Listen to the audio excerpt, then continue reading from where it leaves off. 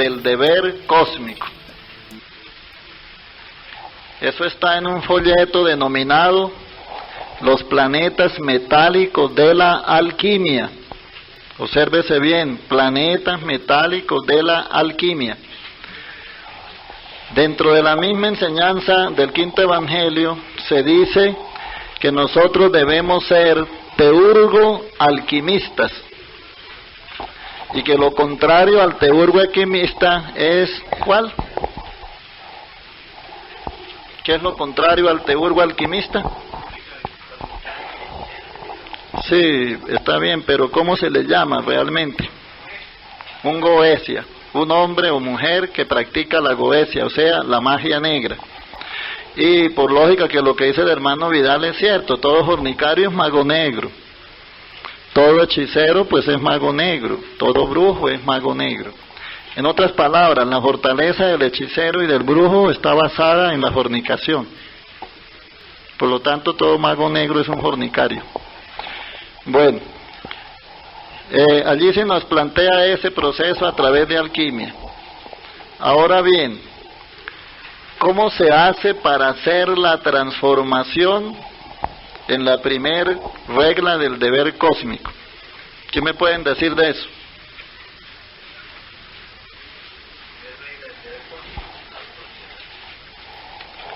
Tiene mucho que ver la autoobservación con eso, pero la forma, es decir, ¿qué hay que hacer? ¿Qué es lo que nos exige la primera regla del deber cósmico?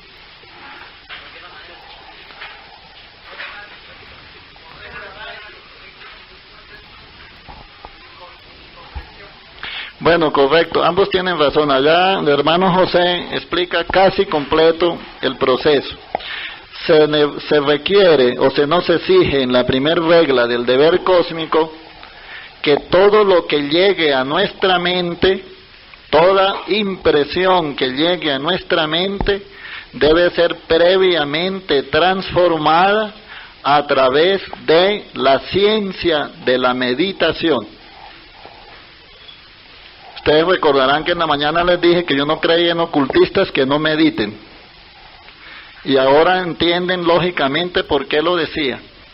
Porque si una de las reglas del deber cósmico es, o la primera, que todo proceso que se dé en nuestra mente debe ser transformado por medio de la ciencia de la meditación. Esto significa que hay mucha historia y mucha leyenda en las personas que hablan de procesos conscientes y de pseudoprocesos y otras cosas hasta de fenómenos sin siquiera saber o ser meditantes adiestrados. Se necesita ser meditante. En 1964 el Avatara me escribía, me informaba sobre meditación y me pedía que convirtiera, me decía así: sal por todos los santuarios del mundo y convierta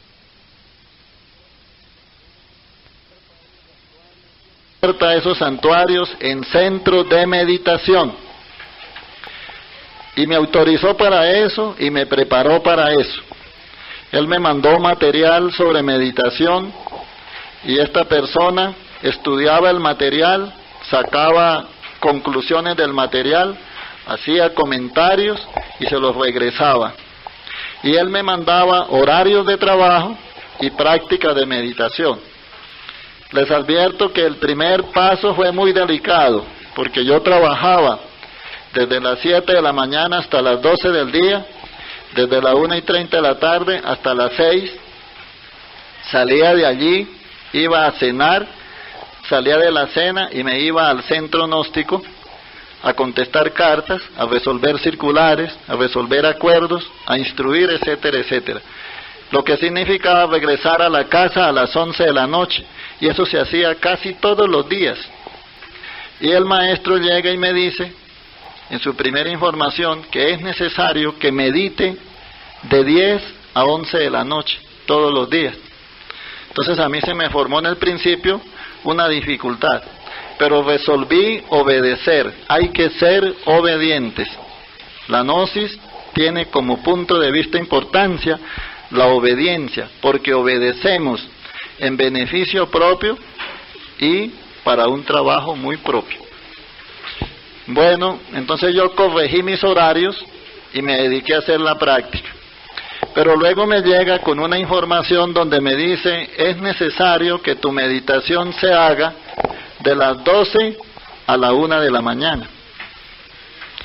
Entonces tuve que volver, a mí se me presentaba un problema, porque imagínense, para dormir una horita y media, volverse a levantar y volverse a acostar, yo no entendía, pero yo lo fui haciendo por obediencia, y me fui acomodando ahí.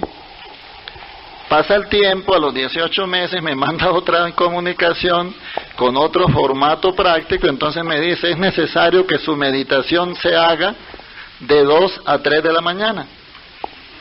Entonces un poquito más difícil, ¿ven? Pero yo lo hacía.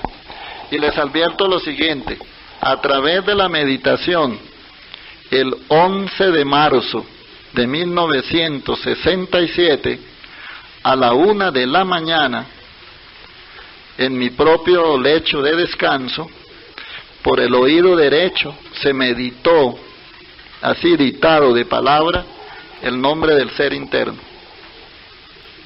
Entonces, la meditación da muchos resultados. Y hasta ahora eso ha sido objetivo, es decir, no fui engañado. Ese es realmente el nombre del ser interno. Y me lo dictó una Isis del templo, a esa hora de la mañana. Entonces la meditación es valiosísima, interesante. ¿Qué se operó con ese proceso de meditación de casi 2 años y medio? Se operó que mediante la obediencia y un adiestramiento, y mediante ese despertar que produce la meditación, pues me autodescubrí mi propio maestro interno. Esa es la realidad, así tranquilito, sin necesidad de que nadie viniera a echarme cuentos, sin que nadie viniera de atrevido a meterse en mi vida y decir, usted es fulano de tal, porque no hubo necesidad de eso. Además, una vez una persona muy capaz fracasó, porque se atrevió a divulgar un nombre de esta persona y ese no es. Y yo sabía ya cuál era el verdadero nombre. Entonces uno ve que allí pueden haber manejos, y eso hay que evitarlo. Nosotros debemos ser libres y manifestarnos por nuestras propias facultades internas. ¿A la orden?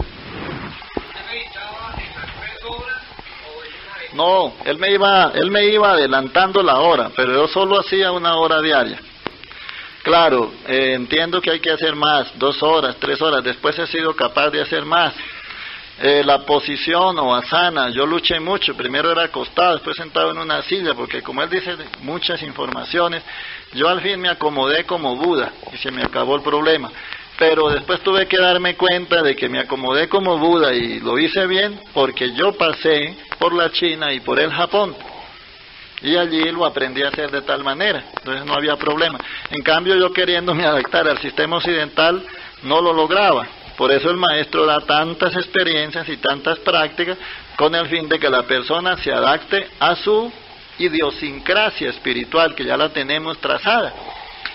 Bueno, después encontramos muchas experiencias a través de la meditación, y dada la petición del maestro, que era como una especie de exclamación de que los gnósticos aprendan a meditar, entonces nos hemos en los últimos tiempos dedicado a un ejercicio práctico y a diligenciar las formas más sencillas para que la persona medite.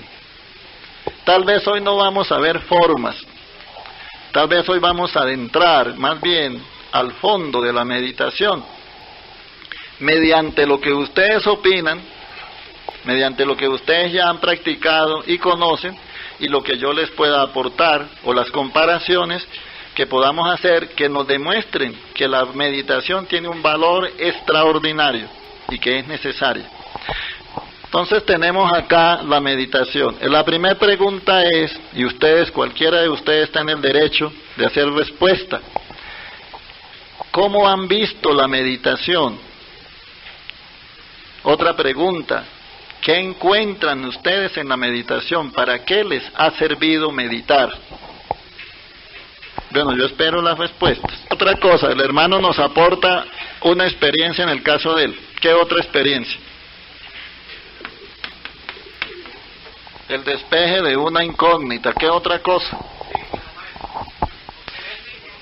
Obtención de un símbolo. Hay que tener presente que los símbolos son a veces herramientas de trabajo para la misma meditación. Otras veces son catalizadores de fuerza. Otras veces son escudos de defensa. Otras veces son medios de curación. Hay infinidad de informaciones a través de los símbolos. Hay un folletico escrito que se llama El mensaje de los símbolos. El primer folleto se llama El pentagrama, el segundo se llama El pesebre. Son de mi persona, y allí en la introducción se habla bastante claro y preciso sobre el manejo de los símbolos. Bueno, para eso también sirve meditar. ¿Qué otra cosa? Ya había una hermana. Recibe enseñanza, visualizar, bueno, ver, policromías, ver plantas.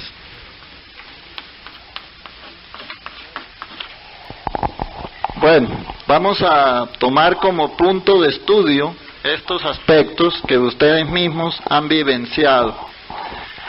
Cambiar el estado de ánimo.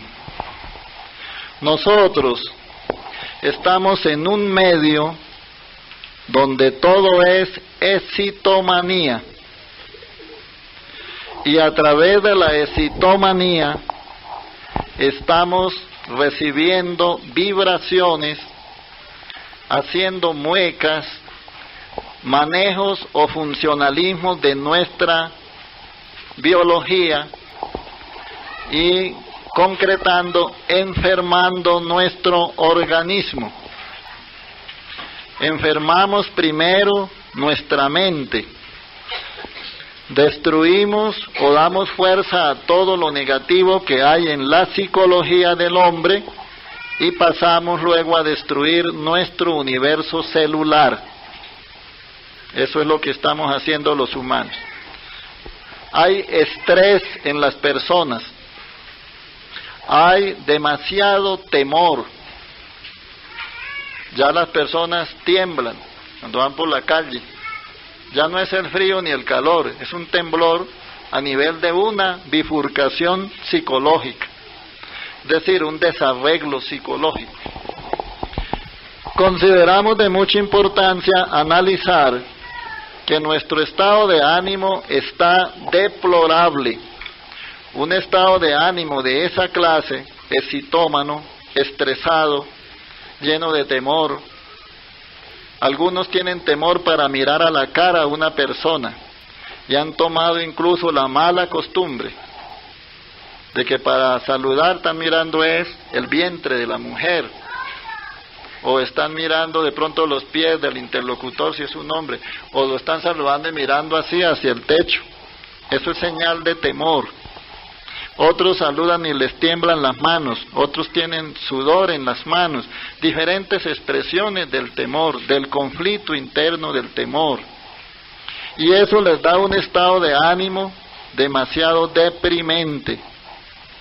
Y a otros un estado de ánimo demasiado exaltado, es decir, a nivel de una exaltación que puede caer en la soberbia, puede caer en el orgullo, puede caer en la vanidad, puede caer en la ira, en cualquier estado de violencia. Y esos son nuestros estados de ánimo. Otros tienen un estado de ánimo muy deprimido. Otros son demasiado optimistas, pero visionarios. Es decir, el sueño está fuera de la hamaca, anda con ellos. Y así vamos día a día. Esos son nuestros estados de ánimo. Despejar incógnitas. La persona se le dificulta tomar decisiones. La persona está llena de dudas. La persona humana está con la mente en actitudes incongruentes. Hay a veces lagunas mentales muy fuertes, otras veces ideas fijas que no le permiten avanzar en el trabajo, que no le permiten resolver la problemática que lo aqueja, que no puede decidir. Eso es lo contrario de lo que tenemos aquí. Entonces son incógnitas presentadas al diario vivir de la persona humana. En la Gnosis planteamos el mejoramiento de la persona humana por ciencia de regeneración y por estatuto de derecho, lo que significa que debemos preocuparnos por el mejoramiento nuestro. Así lo hemos prometido y así lo hemos divulgado en un acta o estatuto, en un acta constitutiva, en un estatuto, y así lo divulgamos en la ciencia gnóstica y así lo enseñamos en nuestras cámaras. Luego no podemos faltar a esos planteamientos que estamos tratando de que otros cumplan. Y como hay esas incógnitas en nosotros, no estamos claros y necesitamos clarificarnos. En otras palabras, ¿cuál de ustedes entregaría una empresa para que se la administre una persona indecisa? Eso como que no funciona, ¿verdad? Entonces necesitamos hombres resolutos, hombres con capacidad de resolver problemas. Incluso hay una cátedra del maestro Samael de cómo resolver problemas. ¿Por qué la hizo? Porque se necesita tener la capacidad de resolver nuestros propios problemas. Nosotros somos tan incongruentes, tenemos tantas incógnitas adentro, que se nos sucede algo y corremos donde el vecino a decirle a ver si nos resuelve el problema. Y si no, cogemos el teléfono y llamamos al maestro, creyendo muchas veces que el maestro está desocupado porque ya es maestro. Y resulta que muchas veces el maestro está mucho más ocupado de lo que nos imaginamos. Hay incógnitas también en el hombre y en la mujer sobre su compañero o sobre su compañera. Hay incógnitas sobre qué es lo que pasa en el trabajo del connubio y no se puede resolver la problemática porque no tenemos claridad. Entonces observen que este punto está bastante ajustado a la realidad de nuestro estado actual. Obtener símbolos. Hay muchas formas, como les decía en la mañana, en la naturaleza, el universo, si ustedes lo observan con plena serenidad, con inquietud de aprehensión y algo más, en estado sereno de contemplación y mucho más, con el ánimo de descubrir en cada cosa de la naturaleza el fondo de la cosa en sí, pues van a obtener mucha sabiduría, muchos resultados, mucha conciencia objetiva sobre el mundo en que viven, pensando en que lo que resuelven hacia allá se resuelve dentro de nosotros, porque está dentro de nosotros. Para eso sirve la ciencia de la meditación. Por lo tanto, todo en el mundo obedece a la regla o a la ley de los símbolos. Todo, absolutamente todo. Nuestro propio cuerpo físico tiene una estructura simbólica. La cuchara con que tomamos el alimento tiene una estructura simbólica. La cama donde dormimos tiene una geometría simbólica. El altar donde ritualizamos tiene simbología sagrada. El sagrario del altar tiene una simbología santificante. Y así por el estilo, todo es simbología. Entonces, a través de la meditación, obtener llamados hacia el estudio de la simbología es de mucha importancia. Y hay que aprender a desentrañarlos. Pero se desentrañan en la meditación misma. El recibir enseñanza. Nosotros venimos a estas aulas de estudio a recibir conocimiento, pero ese conocimiento que recibimos la mayoría de las veces queda en la estructura de la mente flotante. La mente flotante es lo que el maestro Samael llamó la mente sensual. Es una mente que flota hacia todos los distintos niveles de las apreciaciones visuales, auditivas, verbales, etcétera, de nuestros sentidos de información, pero no tiene sentido objetivo, es simplemente sensual. Decimos simple desde el punto de vista de su servicio, ¿no? Pero es realmente muy complicada. Y todo lo que hacemos con la mente sensual es recibir y producir sensaciones de satisfacción a nuestros sentidos. Y esa enseñanza queda en forma superficial. Se necesita hacer profundidad de esa enseñanza. Pero, así conforme lo decíamos al principio, si no hay transformación de impresiones de toda esa información que llega a nuestra mente a través de la ciencia, de la meditación, hermanos, yo me temo que se nos escapa el 90% del sentido práctico de la información. Y por eso nosotros estamos aquí y bueno, nos sentimos muy bien, conocemos nuevas personas, algunos conocen la novia, que es aquí donde la encuentran, otros se separan de la novia que tienen porque consiguen otra mejor, todo eso, ¿no? Entonces, si ustedes analizan todo eso, se dan cuenta de las incongruencias, de las incógnitas, de las indecisiones que tienen dentro de sí. Y aquí se recibe la enseñanza, pero si no se hace la transformación de la impresión de la enseñanza, así conforme se recibe tan, a la hora de la verdad, si se quiere, tan mecánicamente, pues así continúa en nosotros hasta que desaparece la información y solo queda lo que almacena el ego. Se necesita profundizar, lo que el maestro llama, en otras palabras, concientizar el conocimiento, pasarlo de conocimiento a sabiduría vivencial. Eso se hace con la meditación y el ejercicio de todo lo que se aprende. Extraer ideas. Realmente son muchas las ideas que se pueden extraer a nivel de la porción de energía mental de todos nosotros, si nos sabemos comunicar o si sabemos abrir el universo mental y luego cerrarlo cuando ya no vamos a practicar más. Entre paréntesis, hay muchos hermanos que meditan o tratan de meditar y luego los ve uno al poco tiempo diciendo cosas sin sentido y haciendo tonteras. Y entonces uno se pregunta, ¿y qué pasa?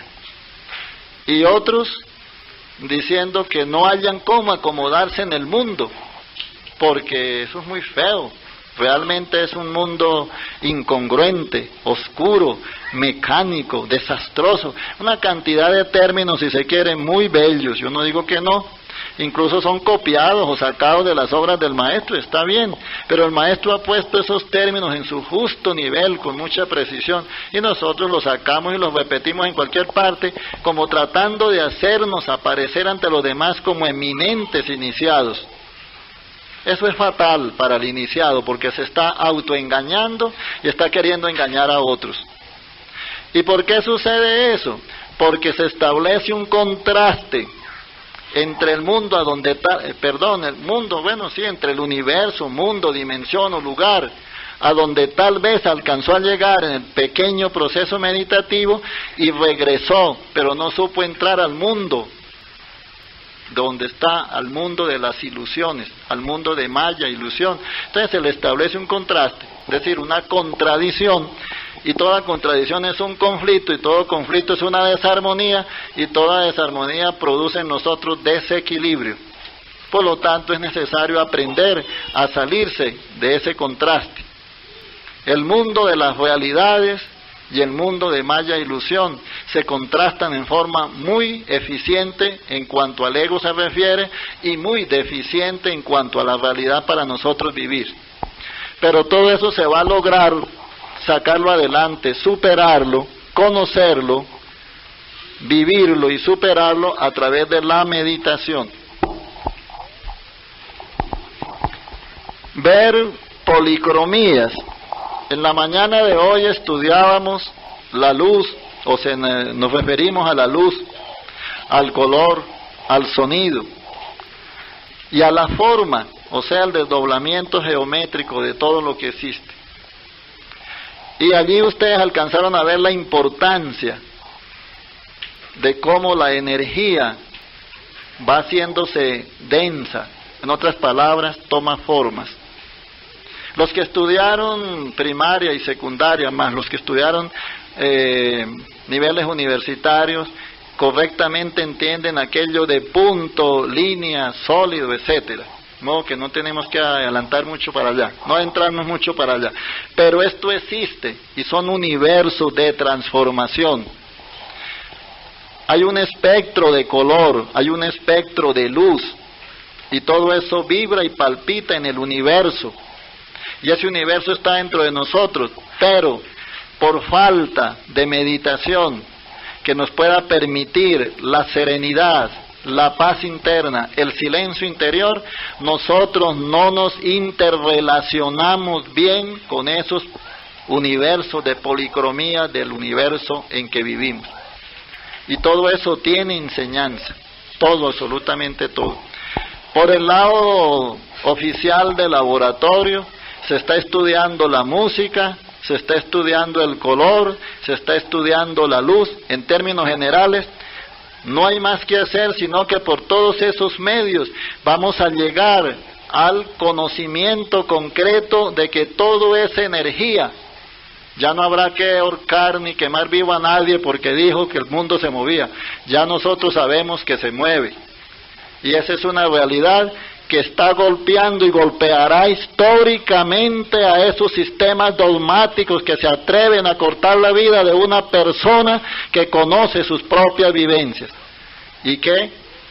Pues sucederá, pero estamos claros como experiencia de que eso pesa en la balanza de la justicia cósmica sobre un sistema que por dogmas no quiso aceptar que el mundo se mueve, y hoy ellos mismos, hasta con los ojos de la carne, se dan cuenta que el mundo se mueve. Esa es la utopía del dogma, esa es la utopía del fanatismo, esa es la utopía de los pseudo estudiosos, y de eso tenemos que salirnos los gnósticos, y lamentablemente, pero con todo respeto, decirles a esas personas que por favor sean más prudentes, al menos así. Después vamos a buscar lo real. Eso es lo que el gnóstico necesita, ser auténtico. Eso de andar por allá pensando que soy o que fui, eso no tiene el real valor. Eso de ponerme a investigar si le abroché la casaca a Napoleón, eso no funciona. Cuando desaparece el carapacho y se llega allá donde dicen que está el venerable apóstol Pedro y tocamos, ¿y qué hizo usted en la vida?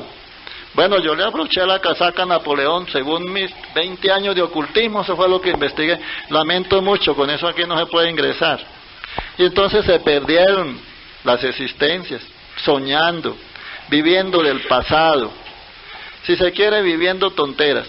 Pero, si nosotros tomamos ese principio a nivel de estudio, bueno, es importante, tiene algo importante. Por eso dice la doctrina del quinto evangelio, que en todo lo bueno hay algo de malo, que en todo lo malo hay algo de bueno. Pero eso no es para repetirlo y seguir haciendo lo mismo, es para estudiarlo, es para meditarlo. Y es para extraer de allí el divino contenido que eso tiene. Eso de que en todo lo bueno hay algo de malo, empieza a estudiarse en nosotros. ¿Qué tendré yo de bueno y qué tendré yo de malo? Esa es la realidad. Esa es la gnosis aplicada. ¿Para qué quiero yo ese axioma en un cuaderno? ¿Para qué quiero el axioma en mi boca en todas las primeras cámaras si yo no me estudio? Para determinar qué tengo de bueno y qué tengo de malo. En otras palabras, si no lo uso para autoconocerme, pues entonces se está repitiendo un conocimiento sin sentido objetivo, y la gnosis es un conocimiento objetivo. De modo que es necesario que seamos aplicados. Aquello de aplicársela al otro, pues entre verdaderos humanos ya creo que no tiene mucho valor. no se necesita. Aplicándola a nosotros mismos, sí. Ver plantas elementales, ese es otro servicio de la misericordia divina a través del desarrollo de la naturaleza, y que la persona humana puede, con cierta exactitud, a través de la meditación bien hecha, desentrañar los misterios a la naturaleza. En otras palabras, lo mismo que informábamos en la mañana, cuando les decía que la misión del hombre es desentrañar los misterios de la vida y de la muerte. Pues para eso se usa la meditación, para que a través de ese ejercicio de la meditación podamos desentrañar grandes misterios. Les voy a narrar una anécdota muy bella estando en la ciudad de San Cristóbal, cuando me sentí con una deficiencia digestiva, una deficiencia en el estómago y en los intestinos, por allá en el año de 1968. Y estando allí en la casa de un amigo en San Cristóbal, yo meditaba, y estando con ese malestar me senté a meditar, y pedí, oré, supliqué, que si era digno, que bueno, que me informaran, que me revelaran qué pasaba. Lo cierto es que yo me acosté después de la meditación. En la meditación realmente no vi nada, pero me predispuse muy bien, y me sentí tranquilo y me acosté a dormir en paz. Y estando durmiendo, y paso por una farmacia y veo su nombre, Farmacia Zulima, decía el nombre, que estaba en neón y hacía así. Y entonces la farmacia está cerrada porque es de noche y no es de turno, pero es una malla lo que hay, no hay puertas que tapen hacia adentro la visión. Y yo paso y miro hacia adentro, y entonces en una puerta que hay para pasar hacia donde hacen trabajo de enfermería, hay estante por encima, y en toda la mitad de la puerta, en la primera cajón del estante que está sobre el umbral, hay un remedio, un frasco de color marrón con etiqueta amarilla, y hace así. Entonces eso fue un viernes, en la noche. ¿Qué hice? El sábado esperé que me pagaran ahí en la empresa en San Cristóbal, cogí un carrito y me fui para Cúcuta. Voy y busco, según la dirección que vine en la experiencia astral, voy y busco la farmacia y la encontré. Entro y el frasco lo veo allá. Entonces le digo al dependiente, ese frasco que está allá, ¿cuánto vale? 12 pesos. Ah, fuera y me lo da. Me dio el frasco, lo miré, Cholagogo Indio de Osgo, específicamente para el hígado. Yo estaba mal de la digestión. ¿Tiene otro? No, ese es el único que hay. ¿Lo podré conseguir en otra parte? No, me temo que no, porque hace mucho no viene el vendedor. O sea que me mostraron dónde estaba el remedio, el lugar y todo, y no había sino ese incluso. Los maestros no se equivocan. Sí, me sirvió de mucho, se me corrigió muchas dificultades de una intoxicación hepática de esa época. ¿Ve? Entonces sí sirve, y eso es ver objetivamente las dádivas del cielo para la persona que tiene méritos. Yo repito, la que tiene méritos, pero ustedes están en las puertas y tienen en la mano la materia prima y la herramienta de trabajo para hacer los méritos. Los méritos es corregirse, no hablar mal de los demás, no ser fornicarios, no quitar el honor a los demás, no robarle a nadie nada, honrar al padre y a la madre, no matar sin necesidad los mismos animales, como aquellos que van a las playas y sacan miles de pescados para botarlos por el camino porque no los pueden comer, están podridos por allá, o los dejan a podrir en la casa. Eso está mal hecho, desequilibran la ecología natural, y eso no nos es permitido a nosotros. Respetar la madre naturaleza. Se les dice que hagan una agüita, un té de llantén, y entonces llegan y arrancan la mata, se toman una hoja, como es amargo, botan el resto. Eso es mal uso de las prerrogativas que tiene la madre naturaleza para el hombre. Habrá otro que también está enfermo y necesita de la misma planta. Otro llega y coge, se le dice que use la cáscara del guásimo, entonces llega y le hace un cinturón al guásimo, le saca toda la cáscara, lo mata. Eso es mal uso. Entonces todo eso nos lo van a mostrar a través de la meditación y de las salidas astrales. Pero para salir en astral, el maestro da las prácticas, da la ciencia clara de cómo hacerlo, Pero nosotros con el temor, con el estrés, con la excitomanía, no nos podemos permitir el lujo de salir en astral conscientemente. Con un hígado dañado, no se sale en astral conscientemente. Hay que arreglar el órgano físico. Por eso el maestro dice que la ciencia gnóstica es una escuela de regeneración humana. Hay que regenerar nuestros testículos, hay que regenerar nuestros riñones, hay que regenerar nuestra próstata. Hay que regenerar nuestros testículos, hay que regenerar nuestros riñones, hay que regenerar nuestra próstata, hay que regenerar nuestros intestinos, nuestro hígado, nuestro páncreas, nuestro vaso, nuestro corazón, nuestra circulación, nuestros huesos, nuestros cabellos, todo, absolutamente todo. Yo doy testimonio de que a través de todo lo que se quiera a nivel de ciencia medicinal uno recibe mucha ayuda y se puede perfectamente poner en unas condiciones más o menos aceptables, pero la real curación está a través del único elemento natural capaz de transformar el sistema celular del hombre, y se llama energía sexual, transformada al nivel de energía creadora. Y con eso sí. Pero hay que saberla trabajar, hay que saberla preparar, hay que ponerle a la mente la tonalidad necesaria que dé el color, que dé la vibración requerida, para que esa energía seminal vibre, palpite en nosotros los átomos crísticos que en ella hay. Y una vez que logramos eso, la transmutamos y la llevamos a nuestro cerebro y a nuestro centro corazón. Y una vez que allí esté la energía en nuestro poder ya trabajada, pedir permiso a ese ser interno y llevar la energía por medio de transmutación y por medio de dirección mental a donde la necesitamos. Si la necesitamos en la uña del pie gordo, allá abajo en el pie derecho, el dedo más gordo, pues nos concentramos, nos imaginamos el proceso, sacamos la energía donde la tenemos y la mandamos para allá. Igualito que coger un soplete y disparárselo a un zancudo, ¿no? Lo elimina. Así pasa con eso.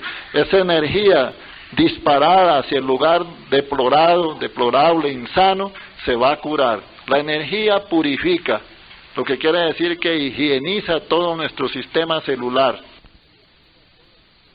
Todo nuestro sistema, sangre, nervios, plexos, renales, todo se va a limpiar, todo se va a reparar y todo se va a curar. Todo va a quedar en condiciones óptimas, saludables, en forma natural. Por eso se atrevió el venerable Avatar a decir: no son vitaminas ni inyecciones lo que necesita el ente humano, es transmutación de fondo científicamente bien hecha. Esa es la realidad. Y ya gracias al cielo, habemos personas capaces de decir lo mismo, porque el trabajo está en un gran nivel hecho. Y eso es lo que necesitamos que se haga.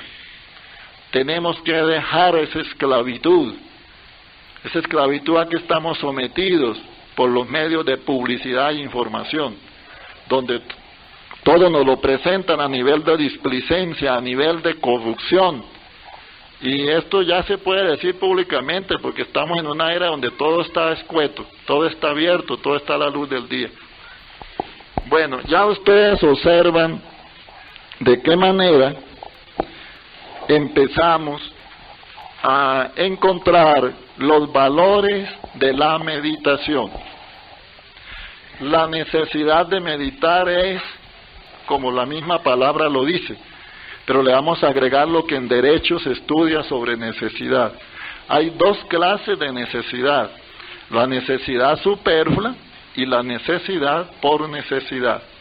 En derecho se estudia que la superflua debe ser quitada de en medio para que se opere con justicia y derecho, o con derecho en justicia, según la necesidad por necesidad. Ejemplo: no es necesidad tener 26 pares de zapatos guardados en el closet, pero sí es necesidad tener un par para andar calzados. ¿Ve? Lo demás es necesidad superflua. comercio, sociedad de consumo. En otras palabras, esclavos de una forma de vida. Pero no es eso lo necesario. No es necesario meterle a nuestro organismo el día viernes en la tarde o el sábado, después de mediodía, 3 cajas de cerveza. No es necesario. El alcohol de nuestro organismo, si esa es la máscara con que se quiere darle visto bueno a eso, pues la necesidad de alcohol para nuestro organismo lo produce nuestro propio organismo a través de una equilibrada alimentación. Por lo tanto, lo otro no es necesario. No es necesario cambiar un cheque o coger una cantidad de orquídeas, pero no de las naturales, sino de las de papel moneda, para llegar a un expendio y comprarnos un paquete de esos grandes que trae 12 paquetes de cigarrillos y ponernos luego en la casa en presencia de nuestros hijos y los vecinos y todo el mundo a quemar billetes. Yo realmente no entiendo cuál es el alimento que proporciona el tabaco, no lo he encontrado. Pero sí sé que se queman grandes capitales en este país y en muchos otros. Por eso, no es necesidad que haya agua en nuestra casa y hay otros elementos líquidos como jugos de frutas y nosotros salimos disparados de nuestra casa, casi que nos coge el automóvil cruzando la avenida para llegar al negocio de enfrente a tomarme nada menos que una Polar o a tomarme posiblemente, entre paréntesis, esos nombres que he dicho no se deben divulgar, está prohibido por la ley de publicidad. Una distinta de que dice la Avatara, el hijo del hombre que no viene de carne de Adán, pero todo eso es a través de un autodescubrimiento por medio de la meditación, y ese autodescubrimiento es singular, es decir, es tan particular que yo me atrevo a que aquí mismo donde estoy autodescubro algo en mí y ninguno de ustedes se da cuenta. Se da cuenta si yo llego de lengua larga y se lo digo, mientras tanto no. Entonces, ¿cuál es la vergüenza? ¿Cuál es el problema de que yo adentro encuentre que hace 3000 años robé? Bueno, ya sé que robé y que ese ácaro es un microbio, está dentro de mí, se llama ego y que me puede insinuar en cualquier momento que vuelva a robar, pues me pongo a trabajar para eso, para eliminar eso. Esa es la realidad, ese es el autodescubrimiento y lo logro a través de la meditación de fondo. Por lo tanto, se hace necesario aprender a meditar. En otras palabras, obedecer las directrices del Avatara de Acuario que nos pide que meditemos diariamente, mínimo 1 hora. Bueno, como vamos a empezar, como estamos aprendiendo, pues hagamos lo que estemos en capacidad de hacer, porque todo es gradual, pero hagámoslo, tratemos de hacerlo, al menos ubiquémonos en el plan del estudio. Vea, yo veo jóvenes, me disculpan, pero vamos a hablar de realidades porque nosotros tenemos que hablar de lo que hemos vivido. ¿Para qué me voy a poner a echarles el cuento que está en la Rosa Ígnea si ustedes la tienen en la casa y la pueden leer y lo entienden mejor que yo?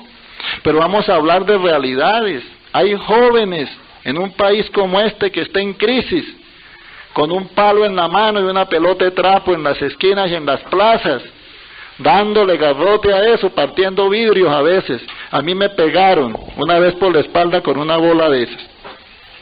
Bueno, eso no me preocupó mucho, pero me pegaron.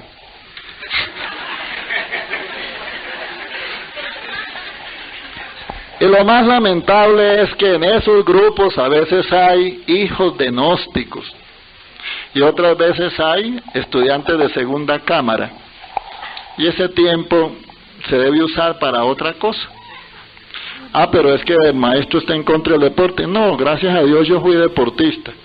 Yo corrí maratón, yo practiqué salto largo, yo fui boxeador y yo fui futbolista. Y también jugué tejo, yo no sé si lo entenderán ustedes, se llama tormequé. No tomé cerveza para eso porque gracias al cielo eso siempre lo he tenido un poco alejado. No digo que no he tomado, sí lo he tomado, pero no me emborracho, no me gusta. No fumé cigarrillo. ¿Qué me quitó a mí de ahí? ¿Qué me retiró de esos vicios? El deporte. El deporte me retiró. Hay una anécdota que se la voy a referir. 1947. Jugaba fútbol en un equipo llamado la Escuadra del Sol. Segundo nombre, el Huracán. Todos éramos jóvenes de 16, 17 y 18 años. Participábamos del campeonato municipal y teníamos que entrenar martes 2 horas, viernes 2 horas y jugar hora y 30 minutos el día domingo. Y yo trabajaba y no nos pagaban, eso era amateur, o sea, aficionado, y nosotros pagábamos al club para que nos mantuvieran ahí. Era la cosa inversa, ¿ve? Era por amor al deporte. Y resulta que entonces yo, ese día que iba para el entrenamiento, era viernes, me salió el ego del cigarrillo. Esa gana de fumar cigarrillo, no sé dónde me salió. Y entonces me llevé una caja de fósforos de la casa, porque lo que tenía en el bolsillo no me alcanzaba para comprar cigarrillos y fósforos. Entonces me llevé la caja de la casa. Y en el negocio de la esquina me compré 5 centavos de cigarrillos y me fui para el trabajo. Trabajé hasta las 2:30 de la tarde y a esa hora me fui para el estadio porque el entrenamiento empezaba a las 3. Llegué y el entrenador, profesional de nombre Gustavo Piedrahita, me puso de portero porque a mí me entrenaban como delantero y como portero, para en caso de que fallara. Entonces me pongo de portero con mi camisa de deporte y tal, y en la primera tapada que hice, primer disparo, salieron los cigarrillos al aire, ¿no? Entonces el señor Piedradito me dijo, recoja ese balón, lo cogió así en el brazo, recoja esos cigarrillos. Me sacó del campo, botó la bola allá, dijo, pasa José Becerra, sigan jugando. Me llamó allá afuera y me dice, señor Rincón, ¿deportista o vicioso? Decídalo ya. Yo lo miré así, ¿no? Asustadito, claro. Entonces cuando yo le digo, ya tengo la decisión, ¿cuál es? Deportista. Entonces con sus propias manos destrúyalos y píselos. Nunca más compré cigarrillos. Sí, me hizo de cajón y de todo. Y yo se lo agradezco hoy en día, me hubiera podido enviciar si yo pruebo esos cigarrillos. Afortunadamente no los había probado. ¿Ve? Así son las cosas. Y todo eso es en cierta manera, fíjense, ahí está la diferencia entre necesidad por necesidad y necesidad superflua. Y eso es lo que se estudia en el derecho humano. Y que está precisamente acorde con principios de derecho divino. Así es que nosotros, a través de la meditación, vamos a resolver nuestros grandes problemas. Ahora bien, nosotros somos practicantes de una escuela de regeneración. Practicamos una doctrina de regeneración física, psíquica, mental y espiritual. Y para eso tenemos como principios nacer, morir y sacrificarnos por la humanidad. En la mañana de hoy veíamos cómo el sacrificio por la humanidad está un poco incongruente, oscuro, porque nos aprovechamos de los demás muchas veces cuando prestamos un servicio, y entonces allí no hay sacrificio por la humanidad. Y hay otros que están peor, porque exigen para prestar el servicio, antes exigen la retribución. Y el arcano 10, que es la retribución, gira para ambos lados, no es saber qué horas los cabeza uno. ¿Ve? Hay que tener ese cuidado. Y en la muerte, en el aspecto de la muerte, nosotros nos hemos ido mucho al procedimiento sexual y se nos ha escapado la realidad de lo que hay que hacer. Mi pregunta es, cualquiera de ustedes responde, hombre o mujer, estamos entre hermanos, pero les pido que guarden silencio. Lo que se pregunta aquí, lo que se explica aquí es para los que están aquí. Y en forma transferida responsablemente, con sentido común, para nuestros hermanos en otra parte, pero de acuerdo a las necesidades. No es que salgamos así, no, la hermana Julana ya, mire, preguntó tal cosa, ¿cómo andará esa hermana cuando pregunta eso? Bueno, estamos destruyendo todo, así no es. Bueno, entonces la pregunta es, ¿cuál es la forma o dónde es que se muere psicológicamente?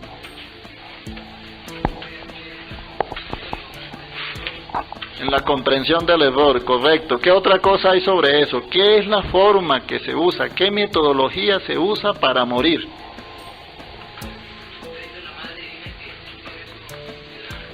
No siga porque dañas lo primero que dijo, que está bien.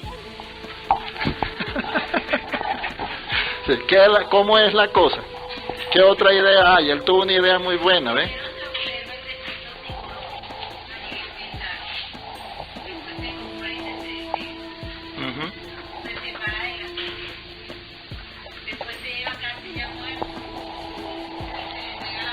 Ya casi muerto para que le tomen las medidas y le hagan el cajón.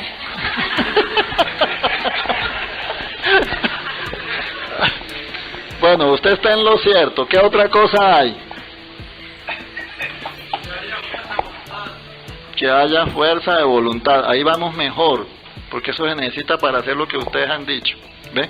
Si no hay eso.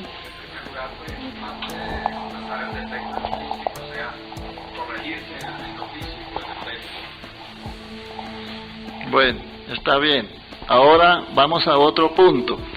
Y después de que se hace eso, ¿a dónde hay que ir a hacer qué?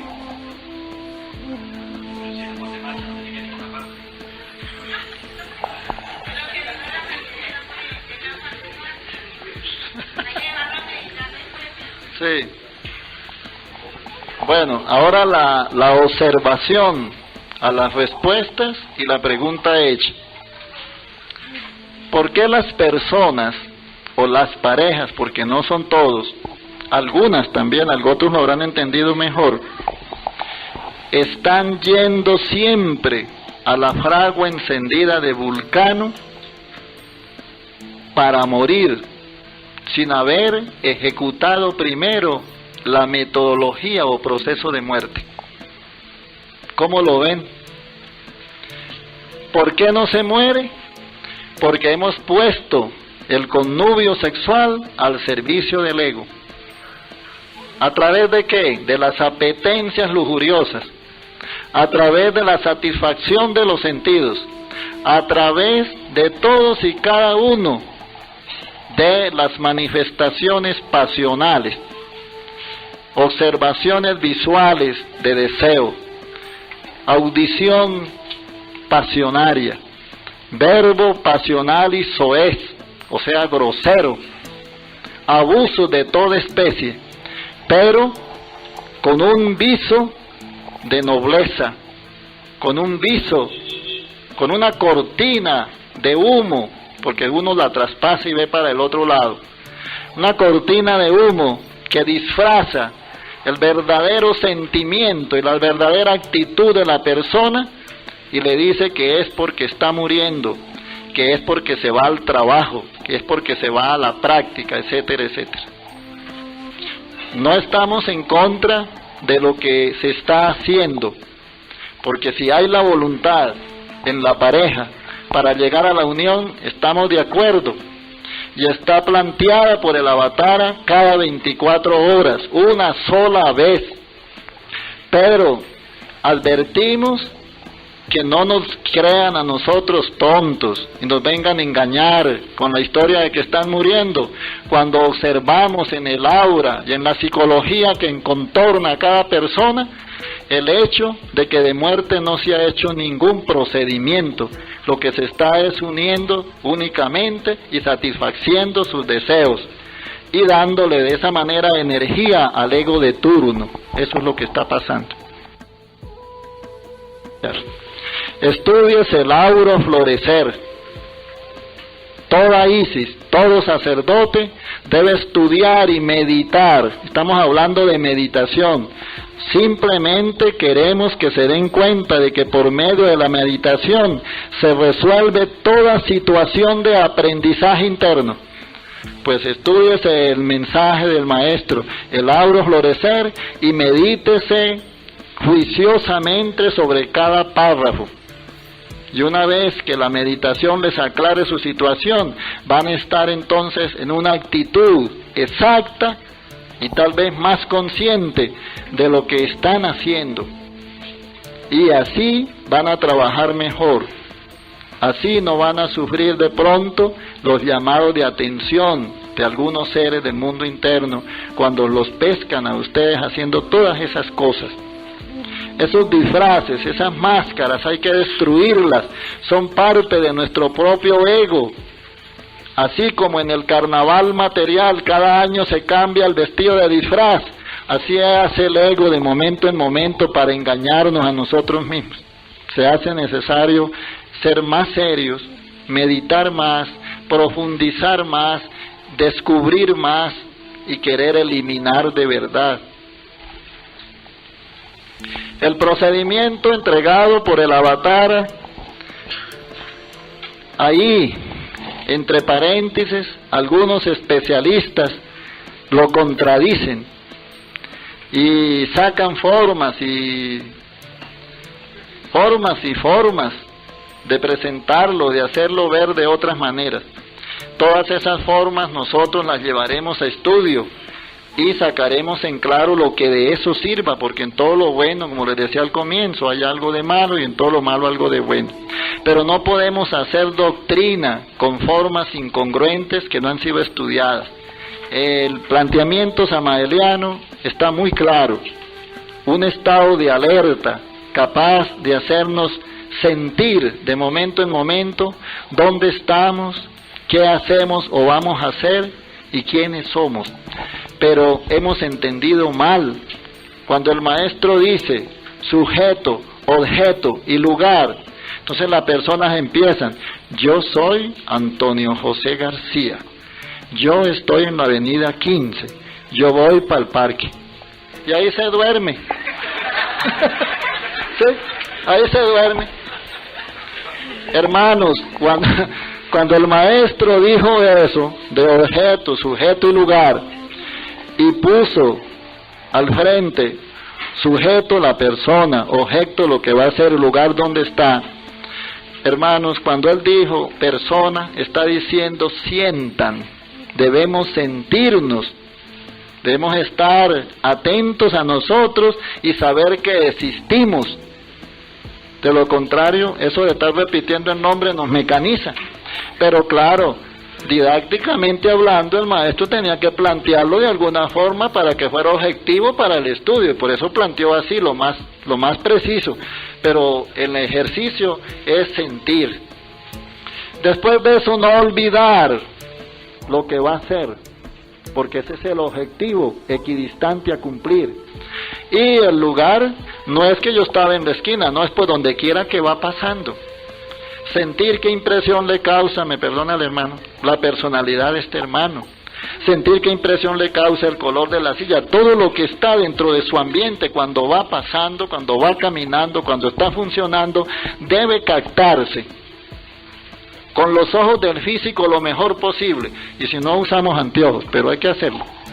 Y después hay que captarlo con los ojos del alma. Es decir, tiene que sentirse. Y después de eso, entonces uno debe trabajar sobre sí. El trabajo sobre sí, que también se autodescubre su forma de hacerlo en forma muy bella a través de la meditación. ¿Cómo han hecho ustedes el trabajo sobre sí? ¿Sobre qué bases? ¿Cómo es? Por favor, alguno, dígame algo. ¿Es que todos somos nuevos o qué fue lo que pasó? Se trabajo sobre sí, sí.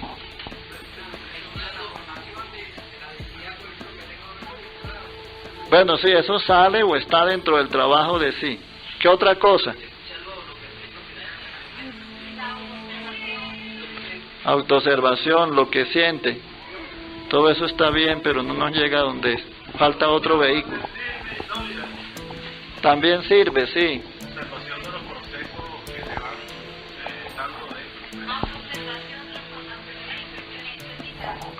Exacto, también. Bueno, de todas maneras vamos a dejarles claro parte o los principios básicos de la forma de hacer el trabajo sobre sí. Sobre sí, ¿qué significa esa terminología? Nosotros mismos, ¿no? Sobre lo que somos, sobre lo que tenemos, cómo nos sentimos, cómo estamos, qué somos. Ok, ahora bien, se requieren tres aspectos de mucha importancia. Primero, el estado de conciencia, porque de lo contrario es un estado mecánico. Esa es mi observación sobre ese procedimiento. Debe ser con el estado de conciencia, es decir, debe intervenir la conciencia, porque es la que sabe y es la que objetiviza las cosas. Lo demás es mecánico. Segundo, debe actuar, no debe rechazarse, no debe dejarse de un lado el cuerpo físico. ¿Por qué? Porque en el cuerpo físico es donde se está manifestando la conciencia. En otras palabras, la ciencia gnóstica nos enseña esto cuando dice: Dios necesita de la materia para manifestarse. Por lo tanto, yo necesito, lo único que hay bueno en mí, lo único que se puede llamar Dios en mí es la conciencia. Ese es el alma. Entonces, ella necesita de esta materia para manifestarse. Luego viene el medio ambiente, el lugar. Si la persona se identifica con el lugar, no hay trabajo sobre sí. Si no quiere identificarse y rechaza el lugar, tampoco hay trabajo sobre sí. Debe hacerse un proceso en nosotros de serenidad observante, que observa todo lo que es el medio y que se autoobserva a sí mismo. ¿Por qué observa el medio?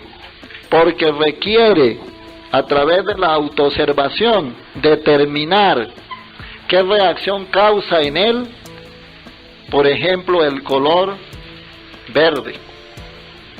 Es posible que lo irrite, parece mentira. El color verde, estudiado a través del laboratorio, no irrita a nadie. El rojo sí. Sin embargo, alguna persona, por vicio psicológico, por adversión a alguien de sus amigos o personas, etcétera, o por algún acontecimiento de la vida diaria, está opuesto a lo que se identifica con ese color, etcétera, o por algún acontecimiento de la vida diaria, está opuesto a lo que se identifica con ese color, entonces se siente irritado. La observación de sí, la autoobservación, le tiene que indicar en qué estado de ánimo queda al estar frente a ese acontecimiento. Y ese procedimiento le registra y le evita identificarse y le evita caer en la reacción. Pero además de eso, en la noche o a cualquier hora del día que le quede tiempo o lo pueda poner al servicio de su obra, en lo que llamamos tiempo, pues va a un lugar adecuado, sereno, limpio, que tenga higiene satisfactoria para la salud. ¿Por qué? Porque va a respirar, y no puede ir a respirar morbosismo, no puede ir a respirar miasmas, porquerías, tiene que respirar sanamente. Entonces el lugar tiene que estar sano. Por eso es que se pide que se higienice el lugar. Entonces en ese lugar adecuado, y ojalá siempre en el mismo lugar, la persona se pone cómodamente, usa una sana, la que le guste, la que quiere, siempre observando, evitar aquellas que le gustan porque se duerme, ¿no? Y en esa condición empieza a hacer un análisis intelectual, análisis intelectual, que le va a permitir a la persona recordar o traer al tapete de la actualidad todo lo que vivió durante el día, todas esas cosas que le pasaron, sus estados de ánimo, y se pone sereno, tranquilo. Después de que hace eso, Recuérdese algo del quinto evangelio. El maestro dice, el intelecto puesto al servicio de la doctrina es maravilloso. No es rechazar el intelecto, es ponerlo al servicio de la doctrina. Está creado lo mismo que lo demás, con nosotros, y es de hecho, y debemos es que saberlo usar. No es la cosa en sí la que es dañosa, sino el mal uso que hacemos de ellas. Entonces, hecho ese análisis, se pasa al segundo aspecto, que es el análisis introspectivo. Se ha hecho a nivel intelectual, luego se pasa al análisis introspectivo de segundo nivel denominado psicoanálisis. Y en el psicoanálisis la persona va a encontrarse por dentro de sí mismo todos y cada uno de los eventos del día. Se acuerda qué le sucedió al despertarse, pero eso es a la inversa, ¿no? Vamos a empezar entonces de para atrás para que quede como es. Se acuerda el momento en que se ubicó en la silla o se acostó. Sigue para atrás, ¿de dónde viene? Viene del altar de hacer oración. Sigue para atrás, entró a la alcoba, a la habitación. Sigue para atrás, venía del baño. Les aconsejo, llegamos a ese punto. Antes de ponerse a hacer estos ejercicios, por favor, registren la casa. Cierren las ventanas, cierren las puertas, apaguen las luces, revisen el tanque sanitario si el agua se está saliendo, revisen la cocina, no esté encendido un fogón, revisen todo. ¿Para qué? Para que cuando estén allá sentados no tengan la impresión aquí en la mente que no los deja concentrarse. Hay que ser metódicos, hay que tener alerta, hay que tener sistema de vida organizado. Entonces ya hecho así, sigue de para atrás hasta que llega cuando llegó a la casa, cómo venía en la buseta o cómo manejó el carro, si lo engarajó o no lo engarajó. Es posible incluso que si no lo engarajado se acuerde y se pare y lo engaraja primero, ¿no? No sea que se quede dormido y lo deje afuera. Todo eso se sucede, fíjense que todo es beneficioso. Y sigue de para atrás hasta que llegan las horas de la mañana en que se despertó en la cama. Y hecho todo ese proceso, entonces lo somete al bisturí de la disensión, del defecto, con mucha serenidad, sin ningún conflicto. Hay que acostumbrarse, hay que aprender a hacerlo, sin conflicto con ese señor que está ahí, que a veces uno los ve caminando y vestidos con corbata. Ve así, sin eso, sin conflicto, observarlo actuar y ver dónde es que está actuando. ¿En qué momento? ¿En qué lugar? ¿En qué centro de la máquina humana? ¿Qué reacción causó? Y una vez que se vio eso, entonces hay que dejarlo allí, hacer oración a la bendita Madre y dejarlo ahí para poderlo observar y poder entender por qué se sucede eso. Ese es el proceso que nos va a llevar a comprender el defecto. Hasta tanto no se ha llegado al paso de la comprensión, no hay material psíquico trabajado para eliminar. No lo hay. Entonces sale sobrando la práctica. No lo hay. Entonces sale sobrando la práctica, puesto que nos servirá únicamente para llenarnos de vigor y para sentir ciertas satisfacciones y otras cosas, pero no sirve para eliminar porque no hay nada que eliminar. A mí llegan y me dan una pala y una carretilla y me dice: maestro, por favor que me saque toda la arena que está aquí en el salón. Yo llego con la pala y la carreta y entro aquí, no hay arena. ¿Qué hago? ¿Qué voy a eliminar? Nada. Perdí traía la pala y la carretilla. Así nos pasa en eso. Si no hemos hecho el trabajo de autoobservación, de observación del medio, si no hemos hecho toda esa exploración, si no nos hemos dispuesto en comprensión, ¿qué vamos a eliminar si no sabemos qué tenemos dentro, ni qué hemos hecho? Entonces cuando ya eso está hecho, ahí sí hay materia prima para llegar al arcano, y allí en el arcano pedir a la Madre Divina que por favor elimine eso que ya sabemos que es nocivo, pero lo contrario no.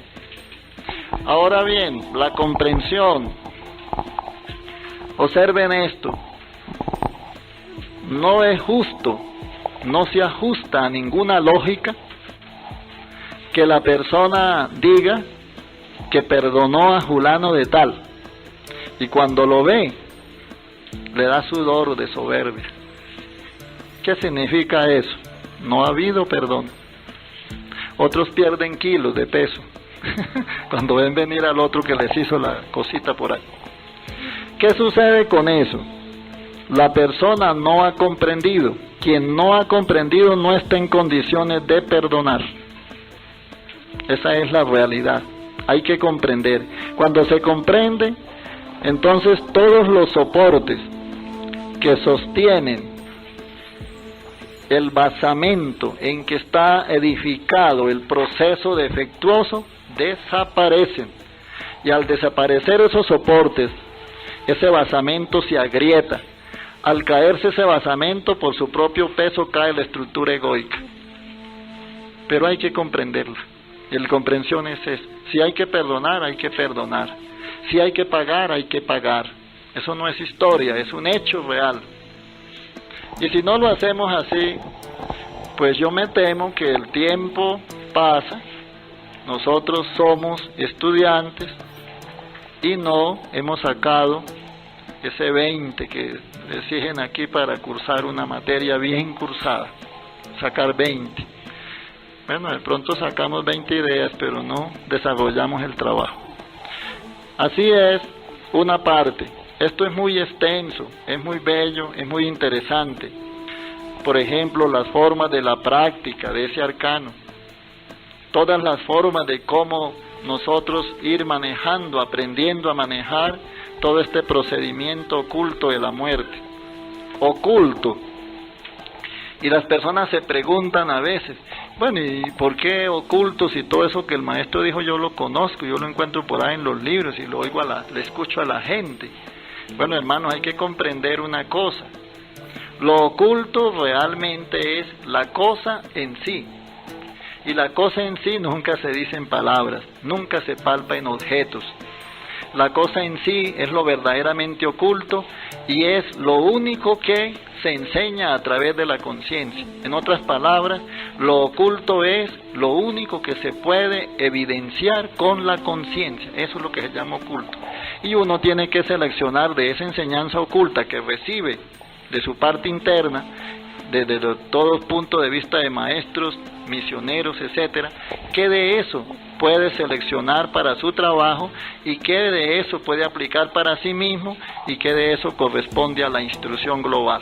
Hay que hacer selecciones de entusiasmo, porque si no dañamos el trabajo. Yo me temo que mucho de lo que les he dicho en el día de hoy, tanto en la mañana como ahora, no tiene nada que hacer en primera cámara. Así que los misioneros deben tener cuidado para seleccionar sus materiales. Es posible que haya la posibilidad de comparaciones, de funcionar.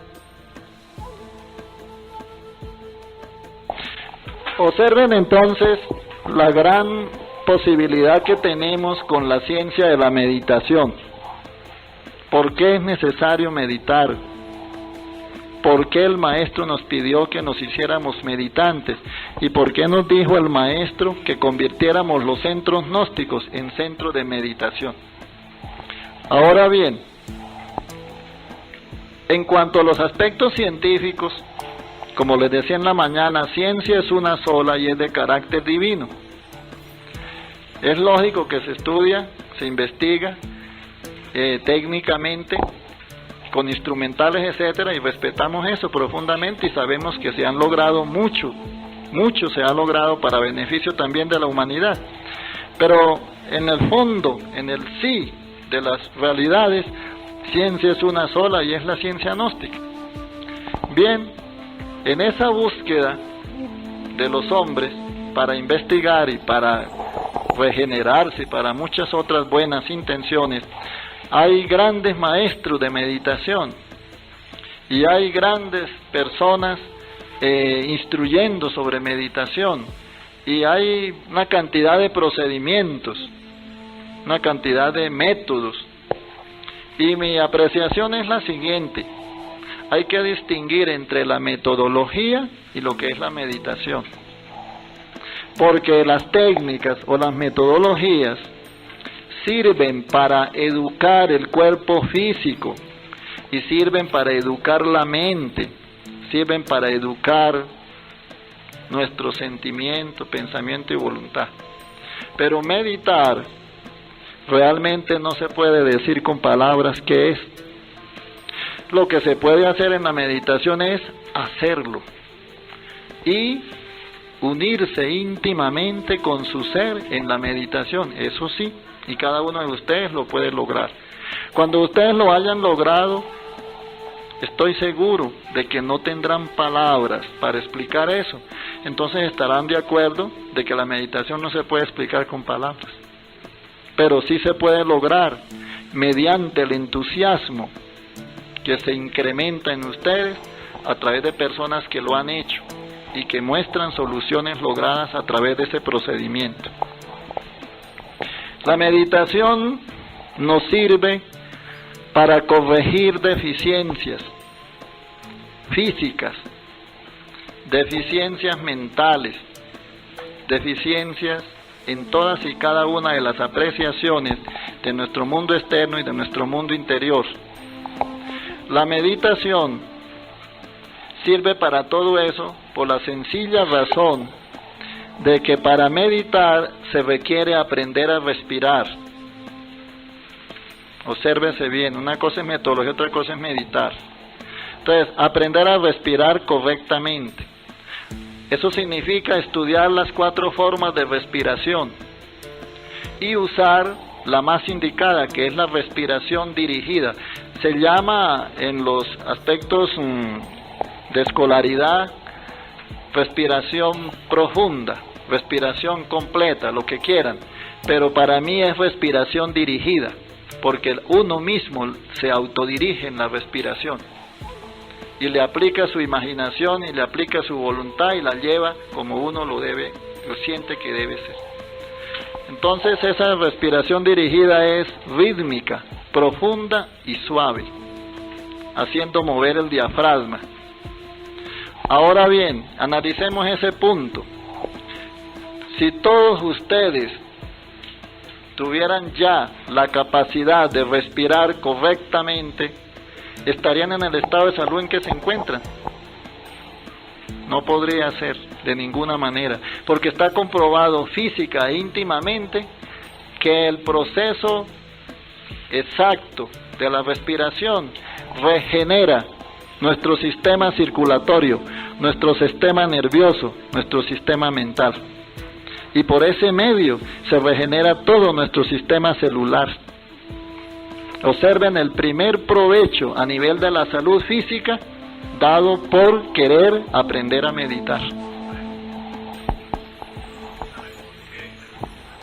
Hay que aprender, observe lo siguiente. Se dice en la ciencia gnóstica, está determinado así, que nosotros tenemos que crear la necesidad de morir. Porque muchos de ustedes todos saben que hay que morir. Y todos tienen los libros y todos leen e incluso dan instrucción pública muchos. Pero no mueren. ¿Por qué? Porque no han creado en sí la necesidad de la muerte. Eso significa que no hay comprensión sobre el proceso doctrinal. De la misma manera, necesitamos entonces crearnos la necesidad de meditar. Al crear esa necesidad en nosotros, le damos prioridad. Entonces no será una necesidad superflua, aquella de porque me vean sentado 2 horas y crean que estoy meditando. ¿Ve? Sí, porque eso también se sucede. Por ejemplo, irse a meditar después del almuerzo, eso yo no lo acepto, ni lo creo. Se van a hacer la siesta. Sí, eso no es meditar. Entonces son disfraces. Entonces de esa forma nos damos cuenta que se requiere crear una necesidad en nosotros. Si es que llegásemos a pensar que no tenemos la necesidad de hacerlo o que la necesidad ya está establecida. Si la necesidad está establecida, yo la comparo. Quien tiene necesidad de alimentarse porque tiene 3 días sin comer y le brindan la oportunidad de hacer el alimento, ¿qué es lo que hace? Toma el alimento, ¿verdad? Porque esa es su necesidad. Y es una verdadera necesidad. Ahora, el que tiene una necesidad, la de meditar, y se le da el salón, el instructor y la hora, y no va a meditar, ¿Qué pasa? Sencillamente no hay una real necesidad, él tiene que crearla, tiene que darse en él esa necesidad.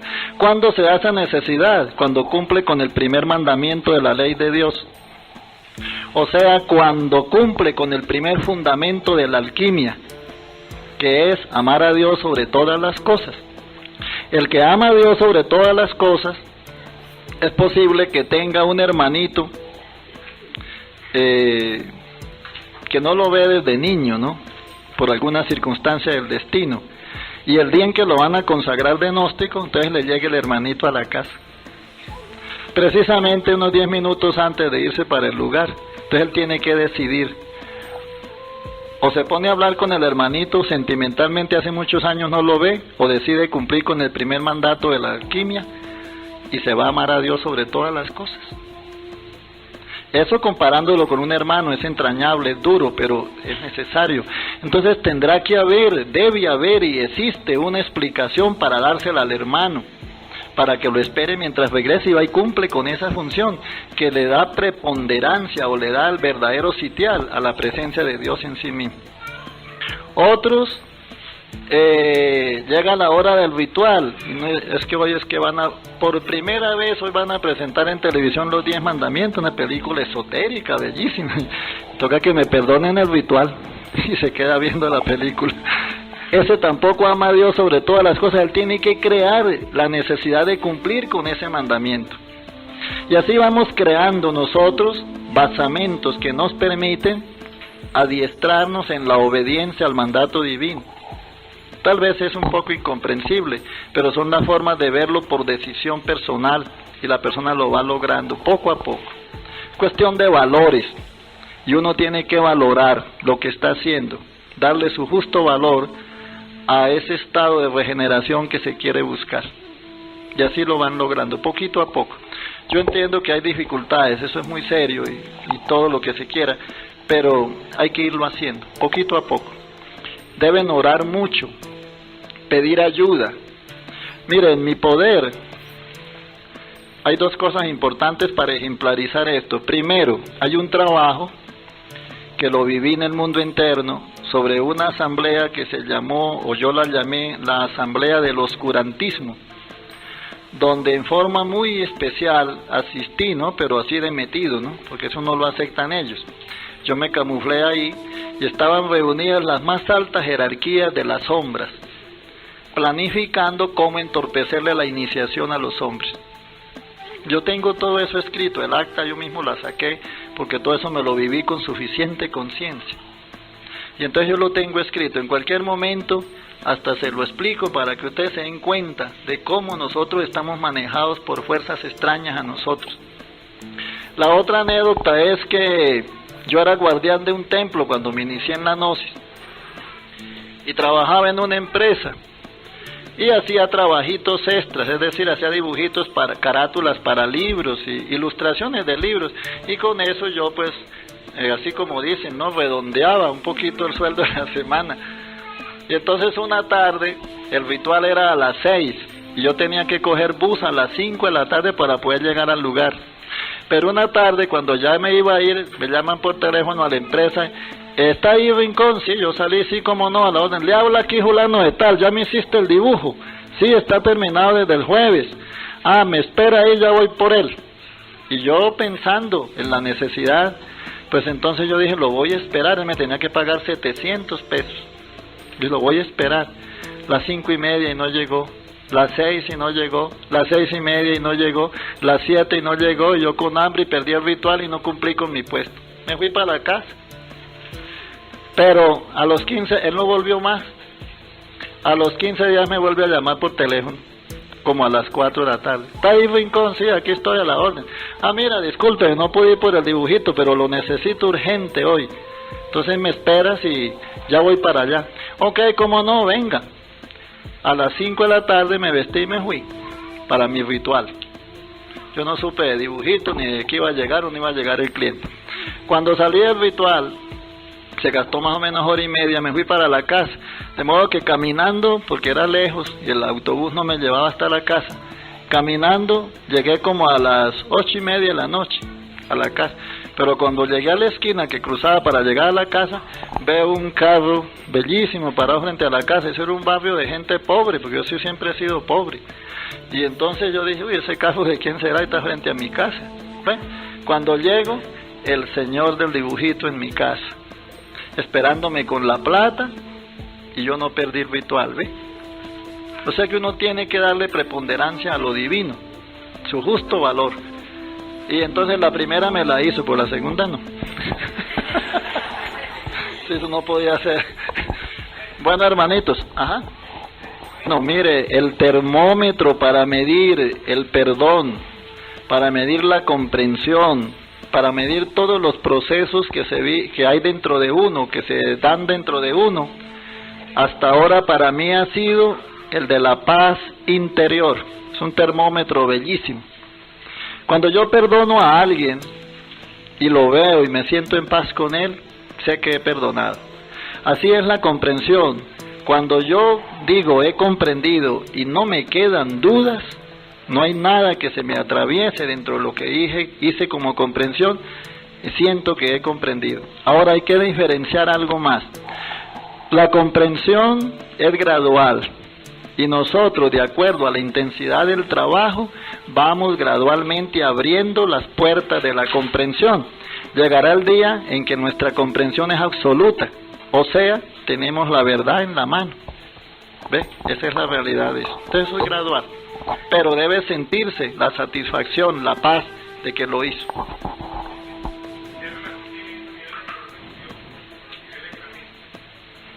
Exactamente, cada nivel de esos tiene mente y cada nivel de esos tiene esencia. Por lo tanto, la relación muy íntima entre ellos es liberar toda la energía de la conciencia que hay en cada nivel de esos.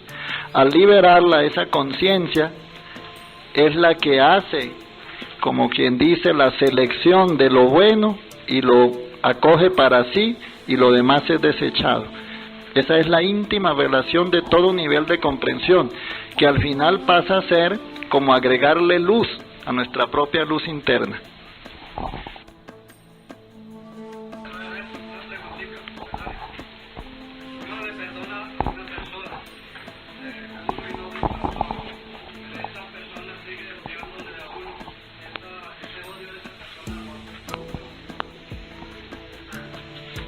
Si uno ha perdonado y está en paz con ella, con la persona, no hay soporte dentro de uno para que eso cause daño. Observen el ejemplo electrónico que nos permite entender un poco más esto. Imaginemos a la radio BBC de Londres transmitiendo para la América Latina. ¿Quién reacciona ante las informaciones de la radio? ¿El que la escucha o el que no la escucha? Bueno, cerremos nosotros ese receptor que tenemos dentro y no nos pasará nada. Lo mismo sucede con los elementos de posesos, por ejemplo. Mientras no haya dentro de la persona humana el elemento subjetivo, egoico, en actividad, nada tienen que ver las entidades externas con lo que pasa allí, no pueden hacer nada. Eso es cerrar las puertas. Eso es lo que les decía cuando empezábamos con el proceso de meditación, aprender a abrir y a cerrar a tiempo. Eso es lo que hay que hacer. ¿A quién atrae la lujuria? Por ejemplo, un cuerpo lujurioso, a quien tiene lujuria adentro. Otra persona que no la tiene, ¿qué le pasa? Bueno, da un beso, así como lo hacen los estimables caballeros rusos, besan al hombre, hombre con hombre, pero entre ellos eso no es mal visto, esa es su costumbre, y lo hacen dentro de su costumbre sanamente. Pero nosotros, uy, este hombre está volteado, dice uno. Y no se trata de eso, una costumbre, ¿sí? Entonces, obsérvense que esas son las diferencias de los niveles de cultura y de los niveles de educación. Y nosotros necesitamos entender que la cultura es muy universal y sin embargo se fragmenta en niveles de entendimiento, y que la educación, que es la única herramienta de progreso para la cultura, también es universal, pero se nivela o se desnivela a nivel de costumbres. ¿Ve? Eso es lo que hay que aprender. Y así no estamos criticando a los demás ni nos estamos asustando nosotros, ¿ve? Así nos permitimos mantener un equilibrio. Bueno, hermanos, ahora sí, ustedes me disculpan, pero hemos estado frente a ustedes en el día de hoy por 2 oportunidades. Me permito ahora, por circunstancias del tiempo que hay para otro trabajo, me permito desearles muy buena noche y que en cualquier momento que sea determinado por ley podamos volver a dialogar, pero por favor estudien, mediten, traten de buscarse, traten de encontrarse ustedes mismos, hagan de la ciencia gnóstica el verdadero paraíso que ustedes necesitan tener. Y por favor experimenten las cosas, no crean. Si son para creyentes, allá donde estábamos bien. Yo creo que allá estábamos creyendo, ¿no? Pues aquí hay que quitarnos eso, hay que comprobar dentro de nosotros mismos los acontecimientos que se viven, buscar las soluciones en nosotros, aprovechar de todo lo que nos sirve, desechar lo que no sirve, y eso es una autoselección que le corresponde a cada uno de nosotros en particular. Yo les agradezco de todo corazón su presencia, su atención. De nuevo les pido que cualquier término, frase u oración que se haya pronunciado y que haya golpeado la sensibilidad de alguno de ustedes, pues por favor lo disculpan. Son procesos de la forma y procesos de lo que hay dentro de nosotros en actividad. A veces, si se quiere, somos hasta duros, pero creo que a veces es muy conveniente también. Muchas gracias. El venerable maestro les da su bendición y hasta la próxima oportunidad.